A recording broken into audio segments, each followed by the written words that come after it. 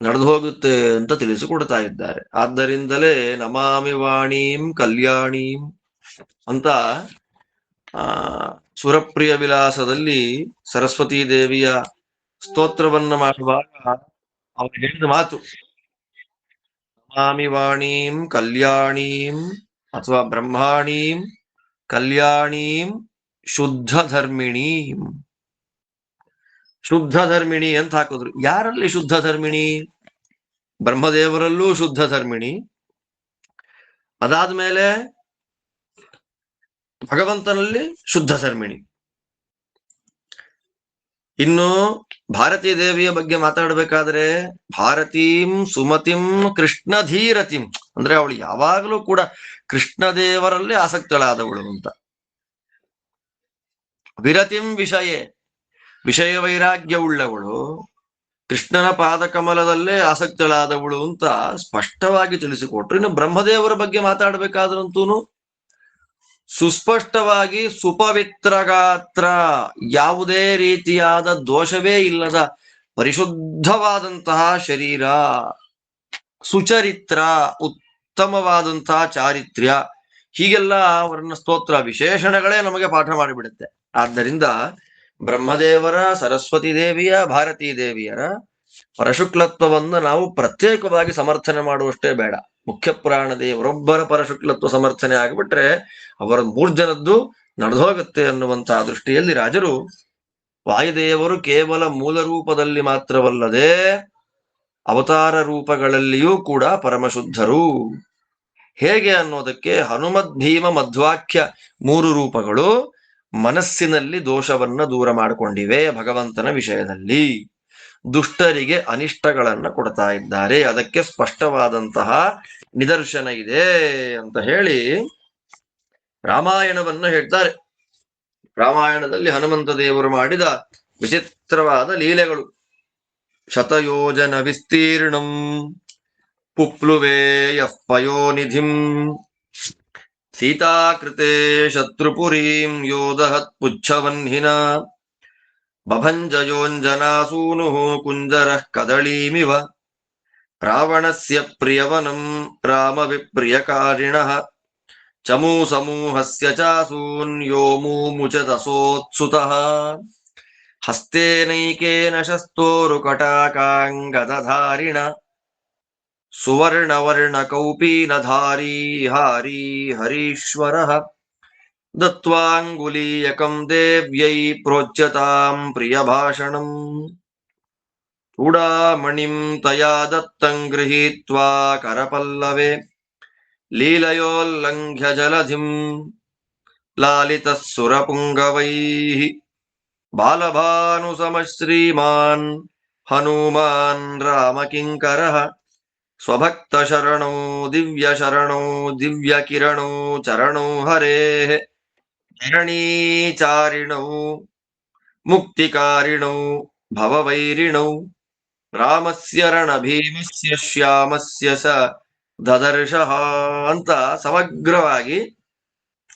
ಸಮಗ್ರವಾದಂತಹ ಸುಂದರಕಾಂಡ ನೋಡಿ. 39ನೇ ಶ್ಲೋಕದಿಂದ 46ನೇ ಶ್ಲೋಕದಲ್ಲಿ 7-6 ಶ್ಲೋಕದಲ್ಲಿ ಅಂದ್ರೆ ವಾದಿರಾಜರ ಪರಮಾದ್ಭುತವಾದಂತಹ ಸಂಗ್ರಹ ಕೌಶಲ ನೋಡಿ. ಸಮಗ್ರ ಸುಂದರಕಾಂಡದ ಸಂಗ್ರಹವನ್ನ ಮಾಡಿಬಿಟ್ರಿ. ಇಲ್ಲಿ ಏನ್ ಹೇಳ್ತಾರೆ ಇದ್ರಲ್ಲಿ? ನಮ್ಗೆಲ್ಲ ಗೊತ್ತಿರೋ ಕಥೆನೇ ಇದು. ಶತಯೋಜನ ವಿಸ್ತೀರ್ಣಂ, 100 ಯೋಜನ ವಿಸ್ತೀರ್ಣವಾದಂತಹ ಸಮುದ್ರವನ್ನ ದಾಟಿದರು ಹನುಮಂತ ದೇವರು.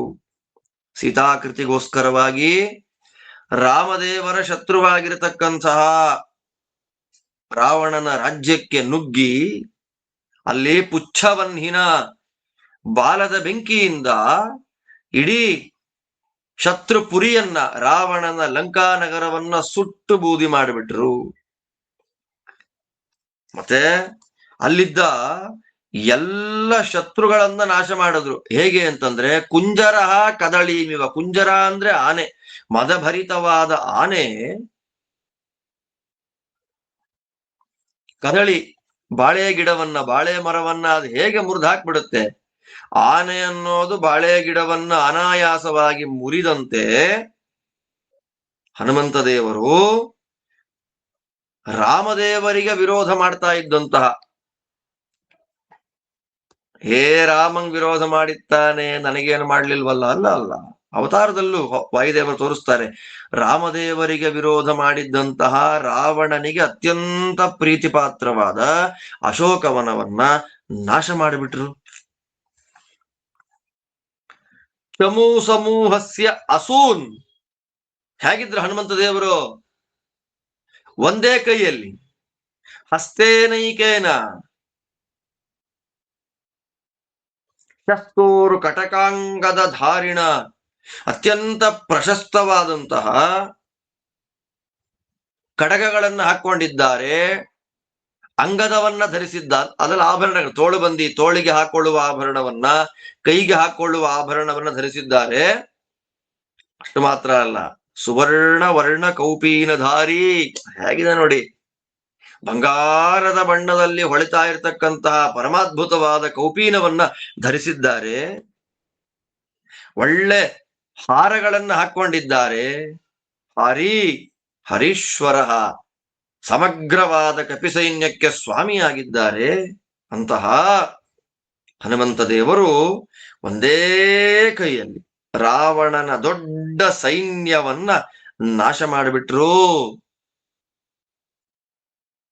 ಅಶೀತಿಕೋಟಿಯೂಥಪಂ ಪುರಸ್ಸರಾಷ್ಟ್ರಕಾಯುತಂ ಅನೇಕ ಹೇತಿ ಸಂಕುಲಂ ಕಪೀಂದ್ರಮಾವೃಣೋದ್ಬಲಂ ಸಮಾವೃತಸ್ತತಾಯುಧೈಃ ಸತಾಡಿತಶ್ಚ ತೈರ್ಭೃಶಂ ಚಕಾರತಾನ್ ಸಮಸ್ತಶಸ್ತಲ ಪ್ರಹಾರ ಚೂರ್ಣಿತಾನ್.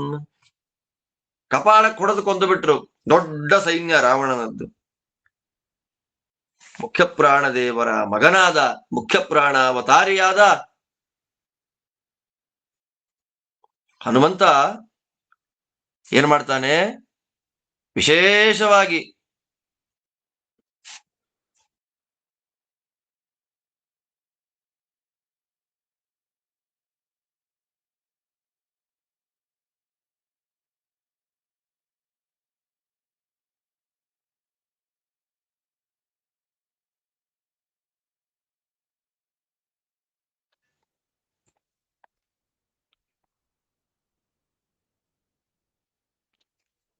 ಅಂಗದ ತೋಳುಬಳೆ, ಬಂಗಾರ ಬಣ್ಣದ ಕೌಪೀನ, ಇದೆಲ್ಲವನ್ನ ಧರಿಸಿರತಕ್ಕಂತಹ ಹನುಮಂತ ದೇವರು ಒಂದೇ ಕೈಯಲ್ಲಿ ರಾವಣನ ಅಷ್ಟೂ ಸೈನ್ಯ, ಪ್ರಧಾನವಾದ ಸೈನ್ಯ, ಆ ಸೇನಾ ನಾಯಕರ ಪ್ರಾಣವನ್ನೇ ದೇಹದಿಂದ ಹಾರಿಸಿಬಿಟ್ರು. ಅಷ್ಟು ಮಾತ್ರ ಅಲ್ಲ, ಸೀತಾಕೃತಿಗೆ, ಸೀತಾ ಸನ್ನಿಧಾನ ಪಾತ್ರವಾದಂತಹ ದೇವ್ಯಾಶ್ಚ ಸನ್ನಿಧಿಯುತಾಂ ಅಂತ ನಿರ್ಣಯದಲ್ಲಿ ಆಚಾರ್ಯರ ಆದೇಶ. ದೇವಿಯ, ಸೀತಾದೇವಿಯ ಸನ್ನಿಧಾನ ಇದೆ ಆ ಸೀತಾಕೃತಿಯಲ್ಲಿ. ಆ ಸನ್ನಿಧಾನವನ್ನ ನೋಡಿ ಮಹಾನುಭಾವರು ಏನ್ ಮಾಡ್ತಾರೆ?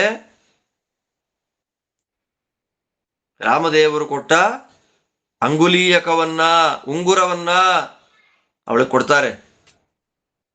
ಆಕೆ ಏನ್ ಕೊಟ್ಲು? ಚೂಡಾಮಣಿಯನ್ನ. ಹನುಮಂತ ದೇವರಿಗೆ ಗೊತ್ತಿಲ್ಲ ಅಂತಿಲ್ಲ. ಭೂಷಣ ನಿದ್ವಿಧಾ ಭೂತ್ವಾ ತಾನ್ಯೇ ವಾಸಂ ತಥೈವ ಚ ಅಥ ಚೂಡಾಮಣಿಂ ದಿವ್ಯಂ ದಾತುಂ ರಾಮಾಯ ಸಾದದು.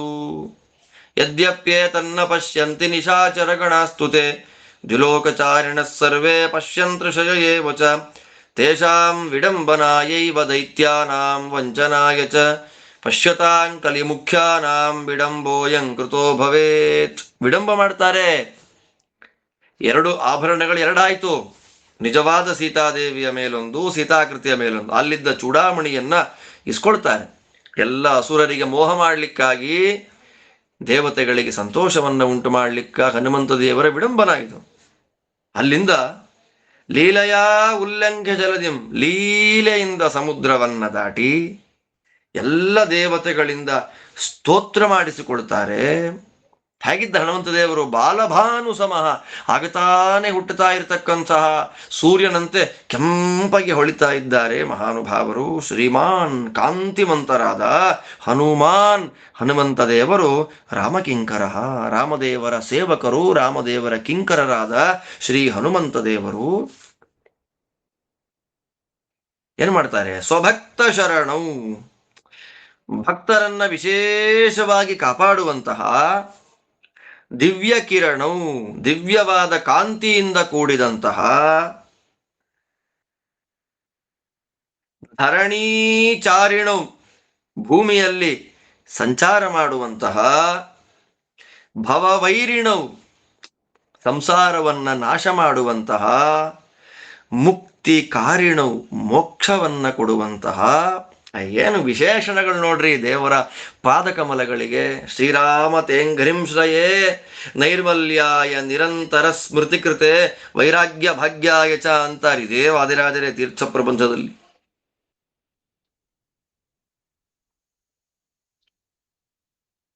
ಶ್ರೀರಾಮ ತೇಂಘ್ರಿಂ ಶ್ರಯೇ, ರಾಮದೇವರೇ ನಿಮ್ಮ ಪಾದಗಳನ್ನು ಆಶ್ರಯ ಮಾಡಿಕೊಳ್ತೇನೆ. ನೈರ್ಮಲ್ಯಾಯ, ಮನಸ್ಸು ನಿರ್ಮಲವಾಗಲಿ, ಶುದ್ಧವಾಗಲಿ. ನಿರಂತರ ಸ್ಮೃತಿಕೃತೆ, ನಿನ್ನ ನಿರಂತರ ಪಾದ ಸ್ಮರಣೆ ಮನಸ್ಸಲ್ಲಿ ಬರಲಿ. ವೈರಾಗ್ಯವೆನ್ನುವ ಭಾಗ್ಯ ನನಗೆ ಸಿಗಲಿಕ್ಕಾಗಿ ರಾಮದೇವರ ಪಾದಕಮಲಗಳ ಧ್ಯಾನ ಮಾಡ್ತೇನೆ ಅಂತಾರೆ ವಾದಿರಾಜರು ತೀರ್ಥ ಪ್ರಬಂಧದ ರಾಮೇಶ್ವರದ ವರ್ಣನೆ ಮಾಡುವಾಗ. ದೇವರ ಪಾದ ಹೇಗಿದೆ? ಸ್ವಭಕ್ತ ಶರಣವು, ಭಕ್ತರಿಗೆ ಆಶ್ರಯವನ್ನ ಕೊಡತಕ್ಕಂಥದ್ದು, ದಿವ್ಯವಾದ ಕಿರಣಗಳಿಂದ ಕೂಡಿರುವಂಥದ್ದು, ಭೂಮಿಯಲ್ಲಿ ಸಂಚಾರ ಮಾಡುವಂಥದ್ದು, ಸಂಸಾರವನ್ನ ನಾಶ ಮಾಡುವಂಥದ್ದು, ಮುಕ್ತಿಯನ್ನ ಕೊಡುವಂಥದ್ದು. ಅಂತಹ ಶ್ರೀಹರೇ ಮತ್ತೆ ರಣಭೀಮಸ್ಯ, ಯುದ್ಧ ಭೂಮಿಯಲ್ಲಿ ಭೀಮ, ಭೀಮ ಅಂದ್ರೆ ಭಯಂಕರ ಅಂತ, ಯುದ್ಧದಲ್ಲಿ ಅತ್ಯಂತ ಭಯಾನಕವಾಗಿ ಯುದ್ಧ ಮಾಡತಕ್ಕಂತಹ ಶ್ಯಾಮಸ್ಯ, ನೀಲೇ ಬಣ್ಣದ ನೀಲಮೇಘ ಶ್ಯಾಮನಾಗಿರತಕ್ಕಂತಹ ಶ್ರೀಹರಿಯ ಸಾಕ್ಷಾತ್ ಅವತಾರಭೂತನಾದಂತಹ ಶ್ರೀರಾಮಚಂದ್ರ ದೇವರ ಪಾದ ಕಮಲಗಳನ್ನ ಭಕ್ತಿಯಿಂದ ದರ್ಶನ ಮಾಡಿದರು. ಚೂಡಾಮಣಿಂ ಪವನಜ ಪದಯೋರ್ನಿಧಾಯ ಸರ್ವಾಂಗಕೈ ಪ್ರಣತಿಮಸ್ಯ ಚಕಾರ ಭಕ್ತ್ಯ.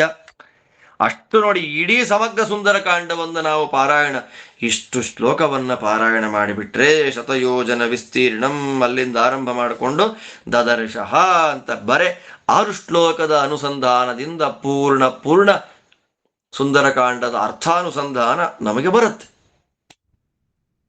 ಮುಂದೇನು ಮಾಡಿದ್ರು ಅವರು?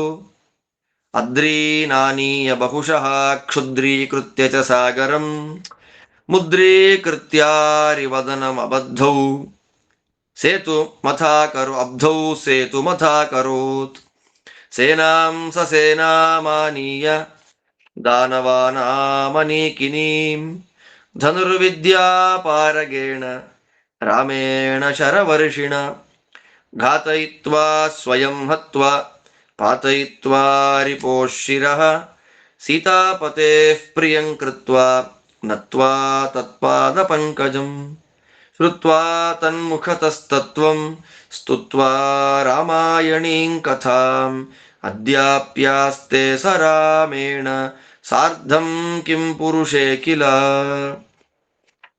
ಪ್ರಥೀಭೂಯ ರಣೇ ರಾಮಂ ಕೃತೀಯಃ ಪರ್ಯತೋಷಯತ್ ಆನೀಯ ಯೋ ಮಹಾಶೈಲಂ ಸೇನಾಂ ಸ್ವಾಂ ಸಮಜೀವಯತ್ ಸ್ಥಾನಂಚ ಸತ್ಯಲೋಕಾಖ್ಯಂ ರಾಮೋಸ್ಮೈ ಪ್ರಾದಿಶತ್ ಕಿಲ. ಎಂಥ ಮಾತು ಹೇಳ್ತಾರೆ ನೋಡಿ. ಮುಂದೆ ರಾಮದೇವರ ಆದೇಶದಂತೆ ಸಮುದ್ರಕ್ಕೆ ಸೇತುವೆ ನಿರ್ಮಾಣ ಮಾಡಬೇಕಲ್ಲ. ಹನುಮಂತಮೇಮಿ ಕೃತ ಸಿಂಧು ಬಂಧನಂ. ನೋಡಿ, ಇಲ್ಲಿ ಏನೇ ನಿರೂಪಣೆ ಮಾಡಿದ್ದಾರೆ ತತ್ವಗಳನ್ನ, ಅದೆಲ್ಲವನ್ನು ಆರಂಭದ ಮಂಗಳಾಚರಣ ಶ್ಲೋಕದಲ್ಲೇ ತಿಳಿಸಿಕೊಟ್ಟು ಬಿಟ್ಟಿದ್ದಾರೆ ರಾಜರು. ನಮೋ ಹನುಮತೆ ರಾಮಧೀಮತೆ ಜಿತಕಾಮತೆ ಮಮೇಷ್ಟಂ ದದತೆ ಸೀತಾಕೃತೆ ಶತ್ರುಜಿತೆ ಸತೆ. ಬಂದೇ ಬಿಟ್ಟಿದೆ ನೋಡಿ ಅಲ್ಲಿ. ಇದೇ ಇಲ್ಲಿ ಹೇಳಿದ ಪ್ರಮೇಯಗಳೆಲ್ಲ ಅಲ್ಲಿ ಬಂದಿದೆ. ಇನ್ನೊಂದ್ಸಲ ನಿಮಗೆ ಬೇಕಾದ್ರೆ ಅದನ್ನು ಕೇಳಿ ಈ ವಿಷಯ ದೃಢವಾಗತ್ತೆ. ಇನ್ನೊಂದು ಅದು ರೆಕಾರ್ಡಿಂಗ್ ಇದೆಯೋ ಇಲ್ವೋ ಗೊತ್ತಿಲ್ಲ.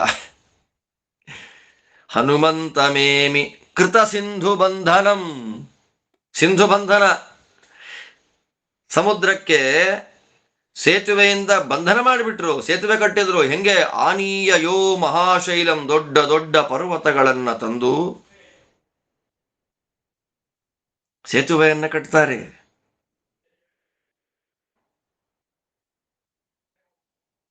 ಸೇನಾಂ ಸ್ವಾಂ ಸಮಜೀವಯತ್ ಅದ್ರೀನಾನೀಯ ಬಹುಶಃ. ಬೇಕಾದಷ್ಟು ಬೆಟ್ಟಗಳನ್ನ ಪರ್ವತಗಳನ್ನ ತಂದು ಸಮುದ್ರವನ್ನೇ ಒಂದು ಬಾವಿಯನ್ನಾಗಿ ಮಾಡಿಬಿಟ್ರಂತೆ. ಸಮುದ್ರವನ್ನ ಕ್ಷುದ್ರ ಚಿಕ್ಕ ಬಾವಿಯನ್ನಾಗಿ ಮಾಡಿಬಿಟ್ರು. ಅಷ್ಟು ದೊಡ್ಡ ಸೇತುವೆ ಕಟ್ಟಿದ್ರು. ಮುದ್ರೀಕೃತ್ಯ ಅರಿವದನಂ.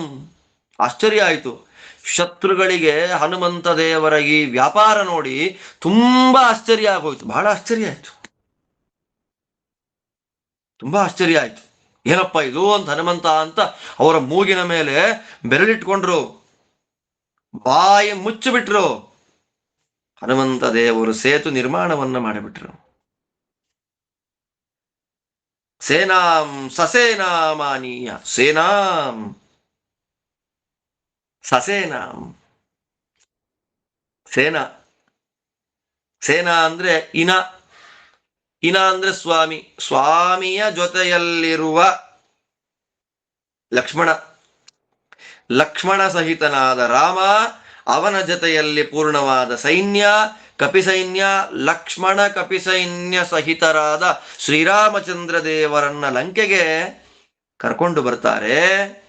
ಅಲ್ಲಿ ಬಂದು ಧನುರ್ವಿದ್ಯೆಯನ್ನ ಪೂರ್ಣವಾಗಿ ತಿಳಿದಂತಹ, ಶತ್ರುಗಳ ಮೇಲೆ ಬಾಣದ ಮಳೆಗಳನ್ನ ಸುರಿಸುವಂತಹ ರಾಮಚಂದ್ರ ದೇವರ ಮೂಲಕ ಸಮಗ್ರ ರಾಕ್ಷಸ ಸೈನ್ಯವನ್ನ ಸಂಹಾರ ಮಾಡಿಸ್ತಾರೆ.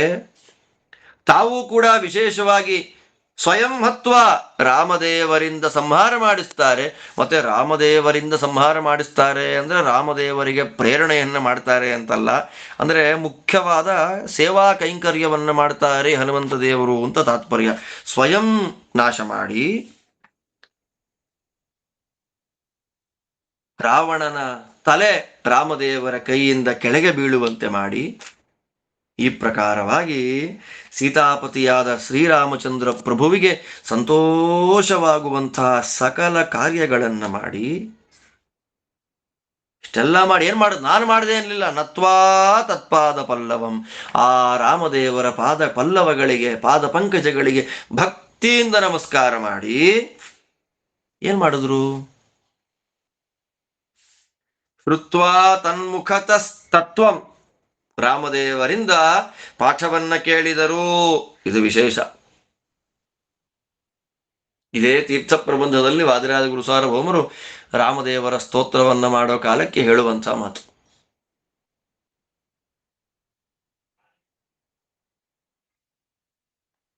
ರಾಮದೇವರು ಹನುಮಂತ ದೇವರಿಗೆ ವಿಶೇಷವಾಗಿ ತಾವು ಪಾಠಗಳನ್ನ ಮಾಡಿದ್ದಾರೆ, ತತ್ವಗಳನ್ನ ಹೇಳಿದ್ದಾರೆ. ಪದ್ಮಪುರಾಣದಲ್ಲಿ ಮತ್ತು ಅಗ್ನಿಪುರಾಣದಲ್ಲಿ, ವಿಶೇಷವಾಗಿ ಅಗ್ನಿಪುರಾಣದಲ್ಲಿ ರಾಮದೇವರು ಮಾಡಿದಂತಹ ತತ್ವೋಪದೇಶಗಳ ಬಗ್ಗೆ ವಿಸ್ತಾರವಾಗಿ ಉಲ್ಲೇಖ ಬರುತ್ತೆ. ವಿಸ್ತಾರವಾಗಿ ವೇದವ್ಯಾಸ ದೇವರು ಅಗ್ನಿಪುರಾಣದ ರಾಮಚರಿತ್ರೆಯನ್ನು ಹೇಳುವಾಗ ರಾಮದೇವರ ಮುಖಕಮಲದಿಂದ ಬಂದ ಶಾಸ್ತ್ರಗಳ ತತ್ವಗಳನ್ನು ಹೇಳಿಸ್ತಾರೆ. ಅದನ್ನ ಉಲ್ಲೇಖ ದಾಖಲೆ ಮಾಡಿದ್ದಾರೆ. ಅದರಿಂದ ರಾಮದೇವರ ಮುಖಕಮಲದಿಂದ ತತ್ವೋಪದೇಶವನ್ನ ಕೇಳಿ ಅಂತಹ ರಾಮದೇವರ ವಿಚಿತ್ರವಾದಂತಹ ಚರಿತ್ರೆಯನ್ನ ಹೇಳಿ ರಾಮಾಯಣದ ಪಾರಾಯಣವನ್ನ ಮಾಡಿ, ಇವತ್ತಿಗೂ ಕೂಡ ಅದ್ಯಾಪ್ಯಾಸ್ತೆ ರಾಮದೇವರ ಒಂದು ರೂಪದಿಂದ ನಿರಂತರವಾಗಿ ರಾಮದೇವರ ವಿಶಿಷ್ಟವಾಗಿರ್ತಕ್ಕಂತಹ ಚರಿತ್ರೆಯನ್ನ ಹೇಳ್ತಾ ಕಿಂಪುರುಷ ಖಂಡದಲ್ಲಿ ಇವತ್ತು ಇದ್ದಾರಲ್ಲ, ರಾಮಾಜ್ಞಯ ಕಿಂ ಪುರುಷೇಶು ರಾಜ್ಯಂ ಚಕಾರ ರೂಪೇಣ ತಥಾ ಪರೇಣ. ನಿರ್ಣಯದಲ್ಲಿ ಆಚಾರ್ಯ ಹೇಳ್ತಾರೆ, ರಾಮದೇವರ ಆದೇಶದಂತೆ ಕಿಂಪುರುಷಕ್ಕೆ ರಾಜರಾಗಿ ವಿಶೇಷವಾಗಿ ತಾವು ವಾಸ ಮಾಡ್ತಾ ಮತ್ತೆ ಅನೇಕ ರೂಪಗಳಿಂದ ಭಗವಂತನ ಮನೆಗಳಲ್ಲಿ ಯಥೇಷ್ಟವಾಗಿ ಓಡಾಡ್ತಾ ಸಂಚಾರ ಮಾಡ್ತಾ ಇದ್ದಾರೆ ಹನುಮಂತ ದೇವರು. ಇಲ್ಲಿ ಎಲ್ಲಿ ರಾಮಾಯಣದ ಹನುಮಂತ ದೇವರ ಕಥೆಯಲ್ಲಿ ರಾಮದೇವರಿಗೆ ಇವರು ವಿರೋಧವಾಗಿ ನಡ್ಕೊಂಡ್ರು ಅನ್ನೋದು ಎಲ್ಲಿ ಬಂದಿದೆ? ಸ್ತುತ್ವಾ ರಾಮಾಯಣೀಂ ಕಥಾಂ, ರಾಮದೇವರ ದಿವ್ಯವಾದಂತಹ ಚರಿತ್ರೆಯನ್ನ ನಿರಂತರವಾಗಿ ಹೇಳ್ತಾರೆ. ನಿರ್ಣಯದಲ್ಲಿ ಆಚಾರ್ಯ ಹೇಳ್ತಾರೆ, ಬರೀ ರಾಮಚರಿತ್ರೆಯನ್ನು ಮಾತ್ರ ಅಲ್ಲ, ಇತ್ತಂ ಸಗಾಯನ್ ಶತಕೋಟಿ ವಿಸ್ತರಂ ರಾಮಾಯಣಂ ಭಾರತ ಪಂಚರಾತ್ರಂ ವೇದಾಂಶ್ಚ ಸರ್ವಾನ್ ಸಹಿತ ಬ್ರಹ್ಮಸೂತ್ರಾನ್ ವ್ಯಾಚಕ್ಷಾಣೋ ನಿತ್ಯ ಸುಖೋದ್ಭರೋಭೂತ್. ಏನ್ ಮಾಡ್ತಾ ಇದ್ದಾರೆ ಹನುಮಂತ ದೇವರು ಕಿಂಪುರುಷ ಖಂಡದಲ್ಲಿ? ಬರೀ ರಾಮಾಯಣದ ರಾಮಚರಿತ್ರೆಯನ್ನು ಮಾತ್ರ ಹೇಳ್ತಾ ಇಲ್ಲ, ಮೂಲ ರಾಮಾಯಣವನ್ನ ಮಾತ್ರ ಹೇಳ್ತಾ ಇಲ್ಲ, ಮಹಾಭಾರತ, ಪಂಚರಾತ್ರ, ಸಕಲ ವೇದಗಳು, ಬ್ರಹ್ಮಸೂತ್ರಗಳು ಎಲ್ಲವನ್ನ ಅಷ್ಟಿಶೇಣಾದಿ ಶಿಷ್ಯರುಗಳಿಗೆ ಪಾಠ ಮಾಡ್ತಾ ನಿತ್ಯ ಉದ್ರಿಕ್ತವಾದ ಸುಖದಿಂದ ವಿರಾಜಮಾನರಾಗಿದ್ದಾರೆ. ಎಲ್ಲಿದೆ ಭಗವಂತನ ವಿರೋಧ ಮಾಡಿದ್ದ ಹನುಮಂತ ದೇವರು? ಎಲ್ಲೂ ಉಲ್ಲೇಖನೇ ಇಲ್ಲ. ಅಷ್ಟು ಮಾತ್ರ ಅಲ್ಲ, ರಾಮದೇವರು ಯುದ್ಧ ಮಾಡುವಂತಹ ಸಂದರ್ಭದಲ್ಲಿ ರಾವಣ ರಥದಲ್ಲಿ ಬರ್ತಾನೆ. ರಾವಣ ರಥದಲ್ಲಿ ಬಂದ ಅಂತ ಹೇಳಿ, ನನ್ನ ಸ್ವಾಮಿ ರಥದಲ್ಲಿ ನಿಂತ್ಕೊಂಡಿಲ್ಲ, ನೆಲದ ಮೇಲಿದ್ದಾನೆ ಅಂತ ಹೇಳಿ ತನ್ನ ಭುಜದ ಮೇಲೆ ಕೂಡಿಸಿಕೊಂಡು ರಾಮದೇವರಿಗೆ ತಾನೇ ರಥನಾದ ನಿಜವಾದ ವಾಯುವಾಹನತ್ವ ಕಾಣತ್ ನಮ್ಗೆ. ರಥೀಭೂಯ ರಣೇ ರಾಮಂ. ಯಾವ ಮಹಾನುಭಾವರಾದ ಹನುಮಂತ ದೇವರು ರಾಮದೇವರಿಗೆ ಯುದ್ಧ ಭೂಮಿಯಲ್ಲಿ ರಥರಾಗಿ ತಮ್ಮ ಹೆಗಲ ಮೇಲೆ ರಾಮದೇವರನ್ನ ಕೂಡಿಸ್ಕೊಂಡು ವಿಶೇಷವಾಗಿ ರಾಮಸೇವೆಯನ್ನ ಮಾಡಿ ಆ ಸ್ವಾಮಿಗೆ ಸಂತೋಷ ಪಡಿಸಿದ್ರು.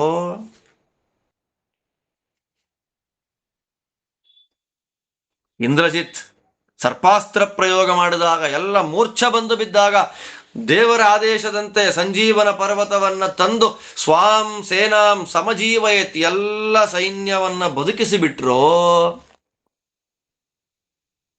ಇಷ್ಟೆಲ್ಲ ಸೇವೆಯನ್ನ ಮಾಡಿದ್ದಕ್ಕೆ, ಇಷ್ಟದ್ಭುತವಾಗಿರ್ತಕ್ಕ ಸೇವೆಯನ್ನ ಮಾಡಿದ್ದಕ್ಕೆ ರಾಮದೇವರು ಯಾರಿಗೆ ಸತ್ಯಲೋಕವೆಂಬ ದೊಡ್ಡ ಸ್ಥಾನವನ್ನ ಕೊಟ್ರಲ್ವಾ? ಅಯೋಗ್ಯರಿಗೆ ಸತ್ಯಲೋಕ ಸ್ಥಾನ ಸಿಗುತ್ತಾ? ಸತ್ಯಲೋಕ ಸ್ಥಾನ ಅಯೋಗ್ಯರು ಕನಸಿನಲ್ಲಿ ಕಲ್ಪನೆ ಮಾಡ್ಕೊಳ್ಬಹುದಾ? ಸಾಧ್ಯವೇ ಇಲ್ಲ. ಸತ್ಯಲೋಕ ಕೊಡ್ತಾರೆ ಅಂದ್ರೆ ರುಜುಜೀವ ಆಗಬೇಕು, ಬ್ರಹ್ಮ ಪದವಿಗೆ ಯೋಗ್ಯನಾಗಬೇಕು, ನಿರ್ದುಷ್ಟನಾಗಬೇಕು, ಭಗವಂತನ ವಿಷಯದಲ್ಲಿ ಪರಮಶುದ್ಧ ಸ್ವರೂಪರಾಗಬೇಕು. ಯಾರ್ಯಾರಿಗೋ ಸತ್ಯಲೋಕವನ್ನ ಯಾಕೆ ಕೊಡ್ತಾರೆ? ಇಷ್ಟೆಲ್ಲ ಕೆಲಸ ಮಾಡಿ ಅಸಾಧಾರಣವಾದ, ಇತರ ದೇವತೆಗಳಿಗೆ ಮಾಡಲಿಕ್ಕೆ ಸಾಧ್ಯವಿಲ್ಲದ ಅಸಾಧಾರಣವಾದ ಸೀತಾರಾಮನ ಸೇವೆಯನ್ನ ಮಾಡಿ ರಾಮದೇವರಿಂದ ಪರಮಾನುಗ್ರಹ ಪೂರ್ವಕವಾದ ಚತುರ್ಮುಖ ಬ್ರಹ್ಮ ಪದವಿಯನ್ನ ಪಡೆದ್ರಲ್ಲ. ಜೀವೈರನಂತೈಶ್ಚಕೃತ ಸುಕೃತಾನಾಂ ಫಲಂ ಸುಖಂ ಸಹ ಭುಂಕ್ತೆ ಕಿಲ ಶ್ರೀಶೋ ಬ್ರಹ್ಮಭೂತ ಹನುಮತ. ಆದ್ದರಿಂದ ಸಹಭೋಗಮನನ್ಯ ಲಭ್ಯಮಸ್ಮೈ ಹನುಮದ್ರೂಪವತೆ ದದೌ ಪುರಾಹಿ. ಮಧ್ವ ವಿಜಯ ಬರುತ್ತೆ, ಅನನ್ಯ ಲಭ್ಯವಾದದ್ದು, ಬೇರೆ ಇನ್ಯಾರಿಗೂ, ಬ್ರಹ್ಮ ಪದವಿಗೆ ಯೋಗ್ಯರಾದ ರುಜುಜೀವರಿಗಲ್ಲದೆ ಬೇರೆ ಯಾರಿಗೂ ಸಿಗೋದಿಲ್ಲ ಸಹಭೋಗ.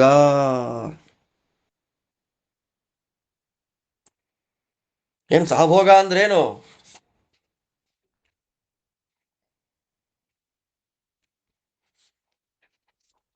ಒಟ್ಟಿಗೆ ಭೋಗಾಶ್ಚಯೇ. ನಿರ್ಣಯದಲ್ಲಿ ಒಂದು ಮಾತು ಬರುತ್ತೆ ಆಚಾರದ್ದು, ಭೋಗಾಶ್ಚಯೇ ಯಾನಿ ಚ ಕರ್ಮಜಾತಾನಿ ಮಮೇಹ ಸಂತಿ ಅನಾದ್ಯನಂತಾನಿ ಮಮೇಹ ಸಂತಿ ಮದಾಜ್ಞಯಾತಾನ್ಯಖಿಲಾನಿ ಸಂತಿ ಧಾತುಃ ಪದೇ ತತ್ಸಹ ಭೋಗ ನಾಮ. ಅನಂತಾನಂತ ಜೀವರಾಶಿಗಳು ಏನು ಪುಣ್ಯ ಕರ್ಮಗಳನ್ನು ಮಾಡ್ತಾರೆ, ಆ ಪುಣ್ಯ ಕರ್ಮಗಳ ಗುಂಪೇನಿದೆ, ಆ ಎಲ್ಲ ಅನಂತ ಪುಣ್ಯ ಕರ್ಮದ ರಾಶಿ ದೇವರ ಅಧೀನದಲ್ಲಿದೆ. ದೇವರಿಗೆ ಕರ್ಮ ಭೋಗ ಇಲ್ಲ ಅಂದ್ರೆ ಕರ್ಮ ಫಲ ಇಲ್ಲ. ಆದ್ರೆ ಜೀವರು ಸಂಪಾದನೆ ಮಾಡಿದ ಅನಂತಾನಂತ ಪುಣ್ಯ ಫಲದ ರಾಶಿ ನಮಗದನ್ನ ತಗೊಳ್ಳೋ ಯೋಗ್ಯತೆ ನಮಗಿಲ್ಲ. ಅದೆಲ್ಲ ದೇವರ ಅಧೀನದಲ್ಲಿದೆ. ಎಲ್ಲ ಪುಣ್ಯ ಕರ್ಮಗಳಿಗೆ ಭಗವಂತ ನಿಯಾಮಕನಾಗಿದ್ದಾನೆ ಮತ್ತು ಸ್ವಾಮಿಯಾಗಿದ್ದಾನೆ. ಇದು ದೇವರು ಹೇಳೋ ಮಾತು. ಅದನ್ನ ನಾನು ಚತುರ್ಮುಖ ಬ್ರಹ್ಮದೇವರ ಜೊತೆಯಲ್ಲಿ ಅದರ ಸುಖವನ್ನ ಉಣ್ತೇವೆ. ದೇವರಿಗೆ ಸುಖ ಭೋಗ ಇದೆ, ಯಾರೋ ಮಾಡಿದ ಪುಣ್ಯದ ಭೋಗ ದೇವರಿಗಾಗತ್ತೆ, ಅದು ಲೀಲ. ತನ್ನ ಅಚಿಂತ್ಯ ಶಕ್ತಿಯಿಂದ ಭಗವಂತ ಆ ರೀತಿ ಮಾಡ್ತಾನೆ. ಆದರೆ ಅದರ ಭೋಗ ಬ್ರಹ್ಮದೇವರಿಗಿದೆ ನೋಡಿ. ಧಾತುಪದೇ ಚತುರ್ಮುಖ ಬ್ರಹ್ಮ ಪದವಿಗೆ ಬರತಕ್ಕ ರುಜುಜೀವಕ್ಕೆ ಸಕಲ ಸಾತ್ವಿಕ ಜೀವರಾಶಿಗಳು ಸಂಪಾದನೆ ಮಾಡಿದ ಅನಂತ ಪುಣ್ಯಗಳ ಭೋಗ ಭಗವಂತನ ಜೊತೆಯಲ್ಲಿ ಭೋಗಿಸುವಂತಹ ಮಹಾವೈಭವ ಇದೆ ಎಂದ ಮೇಲೆ ಚತುರ್ಮುಖ ಬ್ರಹ್ಮ ಪದವಿಗೆ ಸಹಭೋಗ ಅಂತ ಹೆಸರು. ಯಾರಿಗಿದೆ ಸಹಭೋಗ? ಬ್ರಹ್ಮದೇವರ ಜೊತೆಯಲ್ಲಿ ಭಗವಂತ ಸುಖ ಅನುಭವಿಸ್ತಾನೆ, ಆನಂದ ಪಡ್ತಾನೆ. ಸಹಭೋಗ. ರಾಮರೂಪನಾದ ಶ್ರೀಹರಿ ಬ್ರಹ್ಮಭೂತರಾದ ಬ್ರಹ್ಮರೂಪಿ ಹನುಮಂತ ದೇವರ ಜೊತೆಯಲ್ಲಿ ಸಹಭೋಗವನ್ನು ಮಾಡ್ತಾರೆ, ಒಟ್ಟಿಗೆ ಅನಂತ ಸುಖಗಳನ್ನು ಅನುಭವಿಸ್ತಾರೆ ಅಂದ ಮೇಲೆ ಹನುಮಂತ ದೇವರಿಗೆ ಆ ಸುಖ ಭೋಗ ಇದೆ, ನೀನು ಆ ಸುಖ ಭೋಗಕ್ಕೆ ಯೋಗ್ಯ ಅಂತ ಹನುಮಂತ ದೇವರನ್ನ ರಾಮದೇವರು ತೀರ್ಮಾನ ಮಾಡಿದ್ದಾರೆ ಅಂತಂದ ಮೇಲೆ ಹನುಮಂತ ದೇವರಲ್ಲಿ ದೋಷ ಇರಲಿಕ್ಕೆ ಸಾಧ್ಯವಿದೆಯಾ?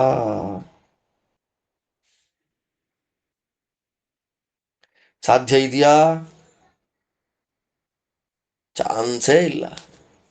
ಆದ್ದರಿಂದ ಹನುಮಂತ ದೇವರು ಅಂದರೆ ವಾಯುದೇವರು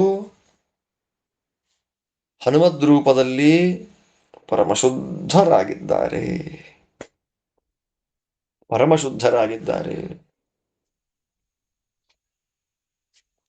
ವಾದಿರಾಜ ಕೃತೆ ಶ್ರಾವ್ಯೆ ಕಾವ್ಯೇ ಭವ್ಯೇ ಸುಬುದ್ಧಿಭಿಃ ಸೇವ್ಯೇ ಸರಸಭಾರತ್ಯಾಂ ವಿಲಾಸೋಭೂತ್ ಮರುತ್ಪ್ರಿಯ. ಎಷ್ಟು ಚೆನ್ನಾಗಿದೆ ನೋಡಿ. ಶ್ರಾವ್ಯೆ, ಕೇಳಲಿಕ್ಕೆ ಆನಂದವಾಯಿತು ರಾಮಾಯಣ, ಆನಂದ, ಶ್ಲೋಕಗಳೇ ಆನಂದ. ಭವ್ಯೇ, ಅತ್ಯಂತ ಪ್ರಶಸ್ತವಾದ ಮಂಗಳವನ್ನ ಉಂಟು ಮಾಡುವ.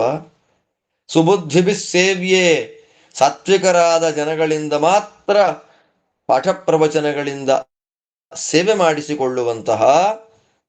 ವಾದಿರಾಜ ಕೃತೆ ಸರಸಭಾರತ್ಯ, ವಾದಿರಾಜರು ರಚನೆ ಮಾಡಿದ ಸರಸಭಾರತಿ ವಿಲಾಸದಲ್ಲಿ ವಾಯುದೇವರ ಮೂಲರೂಪ ಹಾಗೂ ವಾಯುದೇವರ ಪ್ರಥಮಾವತಾರ ಭೂತವಾದ ಹನುಮದ್ ರೂಪ ಪರಶುಕ್ಲ ಭಗವಂತನ ವಿಷಯದಲ್ಲಿ ಪರಮಶುದ್ಧ ಅನ್ನೋದಾಗಿ ನಿರೂಪಣೆ ಮಾಡಿದ 5ನೆಯ ವಿಲಾಸ, ಅದು ಮರುತ್ಪ್ರಿಯ ವಿಲಾಸ ಸಮಾಪ್ತಿಯಾಯಿತು. ಇನ್ನು ಈ 6ನೇ ವಿಲಾಸವು ಮರುತ್ಪ್ರಿಯ ವಿಲಾಸವೇ. ಈ 6ನೇ ವಿಲಾಸದಲ್ಲಿ ಆರಂಭದ 3 ಶ್ಲೋಕಗಳಲ್ಲಿ ಅವರು ಹನುಮಂತ ದೇವರ ಸ್ತೋತ್ರ ಮಾಡಿಬಿಡ್ತಾರೆ. ಅದು ಅಲ್ಲಿಂದ ಅದಾದ ಮೇಲೆ ಭೀಮರೂಪ, ಭೀಮರೂಪ ಆದ ಮೇಲೆ ಮಧ್ವರೂಪ, ಅದಾದ ನಂತರ ಇನ್ನು ಅನೇಕ ಉಪನಿಷತ್ತುಗಳಲ್ಲಿ ಬರತಕ್ಕಂತಹ ವಾಯುದೇವರ ದಿವ್ಯವಾದಂತಹ ಚರಿತ್ರೆ, ಜೀವೋತ್ತಮತ್ವ, ಅದನ್ನೆಲ್ಲವನ್ನ ತುಂಬ ಚೆನ್ನಾಗಿ ನಿರೂಪಣೆ ಮಾಡ್ತಾರೆ. ಇಲ್ಲಿಗೆ ಹನುಮದ್ವಿಲಾಸ, ಭಾರತೀಶ ಜಯ ಅಂತ ಅವರಿಗೆ ಹೆಸರು ಕೊಟ್ಟಿದ್ದಾರೆ. ರುಕ್ಮಿಣೀಶ ವಿಜಯವನ್ನ ಮಾಡಿದ ನಾನು ಭಾರತೀಶ ವಿಜಯವನ್ನ ಸರಸಭಾರತೀ ವಿಲಾಸ ಅನ್ನೋ ಹೆಸರಿಂದ ಮಾಡಿದ್ದೀನಿ ಅಂತಾರೆ. ಈ ಸರಸಭಾರತೀ ವಿಲಾಸಕ್ಕೆ ಭಾರತೀಶ ವಿಜಯ ಅಂತ ಇನ್ನೊಂದು ಹೆಸರಿದೆ. ಕೊನೆಗೆ ಅವರು ಹೇಳ್ತಾರೆ, ಲಕ್ಷ್ಮೀ ಪ್ರಿಯಾಯ ಯಶ್ಚಕ್ರೆ ರುಕ್ಮಿಣೀಶ ಜಯಂಪುರ ಸಚಕ್ರೆ ಭಾರತೀ ಪ್ರೀತ್ಯೈ ಭಾರತೀಶ ಜಯಂತ್ವಮುಂ ಅಂತ. ಲಕ್ಷ್ಮೀದೇವಿಯ ಪ್ರೀತಿಗಾಗಿ ರುಕ್ಮಿಣೀಶ ವಿಜಯವನ್ನು ಮಾಡಿದ ನಾನೇ ಈಗ ಭಾರತೀ ಪ್ರೀತಿಗಾಗಿ ಭಾರತೀಶ ವಿಜಯವನ್ನು ಬರೆದಿದ್ದು. ಇದಕ್ಕೆ ಮುಖ್ಯವಾಗಿ ಭಾರತೀಶ ವಿಜಯ ಅಂತ ಹೆಸರು ಇರಲಿ. ಅದರಲ್ಲಿ ಮರುತ್ಪ್ರಿಯ ವಿಲಾಸದಲ್ಲಿ ವಾಯುದೇವರ ಮೂಲರೂಪದ ಹನುಮದ್ ರೂಪದ ದಿವ್ಯವಾದಂತಹ ಚರಿತ್ರೆ, ಆ ಮುಖಾಂತರ ಅವರು ಪರಮಶುದ್ಧರು ಅನ್ನೋ ತತ್ವ ನಿರೂಪಣೆ ಮಾಡ್ತಾರೆ. ಅಂತ ಹನುಮಂತ ದೇವರ ವಿಶೇಷವಾದ ಅನುಗ್ರಹ ನಮ್ಮೇಲಾಗಲಿ ಅಂತ ಪ್ರಾರ್ಥನೆ ಮಾಡಬೇಕು. ಯಾಕೆ ಅಂದರೆ ವಾದಿರಾಜರೇ ಪ್ರಾರ್ಥನೆ ಮಾಡಿದಂತೆ ಸ್ಮರತಾಂ ಧನಂ, ನಮ್ಮಂಥ ದುಡ್ಡಿಲ್ಲದ ವ್ಯಕ್ತಿಗಳಿಗೆ ನಿಜವಾದ ದುಡ್ಡು ಅಂದರೆ ಹನುಮಂತ ದೇವರೇ ಅಂತೆ. ಹನುಮಂತಮೇಮಿ ಕೃತ ಸಿಂಧು ಬಂಧನಂ ಸ್ಮರತಾಂ ಧನಂ ವರ ಸಮೀರ ನಂದನಂ ಅರವಿಂದ ನಾಭ ಪದಕಂಜ ವಂದನಂ ಧೃತ ಚಂದನಂ ರಚಿತ ರಾಕ್ಷಸಾಕ್ರಂದನಂ. ಅದಕ್ಕೆ ನಾನು ರೆಕಾರ್ಡ್ ಮಾಡಿ ಕಳಿಸಿದ್ ನಿಮಗೆ, ಕಲ್ತ್ಕೊಳ್ಳಿ. ಆ ಎರಡು ವಿಲಾಸಗಳಲ್ಲಿ ಎಷ್ಟು ಶ್ಲೋಕಗಳು ನಮ್ಮ ಬಾಯಿಗೆ ಬರುತ್ತೆ, ಸ್ತ್ರೀ ಪುರುಷ ಭೇದ ಇಲ್ಲದ ಹಾಗೆ, ಅಷ್ಟಷ್ಟು ನಮಗೆ ದೇವತೆಗಳ ವಾಯುದೇವ ಲಕ್ಷ್ಮೀದೇವಿಯ ಸ್ತೋತ್ರವನ್ನು ಮಾಡಲಿಕ್ಕೆ ಒಂದು ಸ್ಟಫ್ ಸಿಗತ್ತೆ ನಮಗೆ. ದೊಡ್ಡ ದೊಡ್ಡ ಶ್ಲೋಕಗಳು ಬೇಡ, ಈ ಚಿಕ್ಕ ಚಿಕ್ಕ ಶ್ಲೋಕಗಳು. ಸ್ಮರತಾಂ ಧನಂ, ಹನುಮಂತ ಯಾರು ಸ್ಮರಣೆ ಮಾಡ್ತಾರೆ ಅವರಿಗೆ ಅವನೇ ಸಂಪತ್ತು. ಅಂತಹ ಹನುಮಂತ ದೇವರು ನಮ್ಮೆಲ್ಲರಿಗೂ ವಿಶೇಷವಾದ ಅನುಗ್ರಹವನ್ನು ಮಾಡಲಿ ಅಂತ ಭಕ್ತಿಯಿಂದ ಅವರ ಪಾದಕಮಲಗಳಲ್ಲಿ ಪ್ರಾರ್ಥನೆ ಮಾಡ್ತಾ ಈ ಮರುತ್ಪ್ರಿಯ ವಿಲಾಸ ಅನ್ನುವಂತಹ 5ನೇ ವಿಲಾಸವನ್ನು ಸಮಾಪ್ತಿ ಮಾಡ್ತಾ ಇದ್ದೇನೆ. ಮತ್ತೆ ನಾಳೆ 6ನೇ ವಿಲಾಸ, ಅದು ಮತ್ತೆ ಮರುತ್ಪ್ರಿಯ ವಿಲಾಸ. 7ನೇ ವಿಲಾಸ, ಅದು ಮತ್ತೆ ಮರುತ್ಪ್ರಿಯ ವಿಲಾಸ. 8ನೇ ವಿಲಾಸ, ಅದು ಮತ್ತೆ ಮರುತ್ಪ್ರಿಯ ವಿಲಾಸ. ಇನ್ನು 3 ಮರುತ್ಪ್ರಿಯ ವಿಲಾಸಗಳಲ್ಲಿ ವಾಯುದೇವರ ಜೀವೋತ್ತಮತ್ವ, ಪರಶುಕ್ಲತ್ವ ಸಮರ್ಥನೆ ಮಾಡ್ತಾರೆ. ಆ ಎಲ್ಲ ಭಾಗವನ್ನು ಕೂಡ ಮತ್ತೆ ನಾಳೆ ಅನುಸಂಧಾನ ಮಾಡೋಣ ಅಂತ ಹೇಳ್ತಾ ನಿಮ್ಮೆಲ್ಲರಿಗೂ ಭಗವಂತ ಒಳ್ಳೆಯದು ಮಾಡಲಿ. ಶ್ರೀಕೃಷ್ಣಾರ್ಪಣಮಸ್ತು.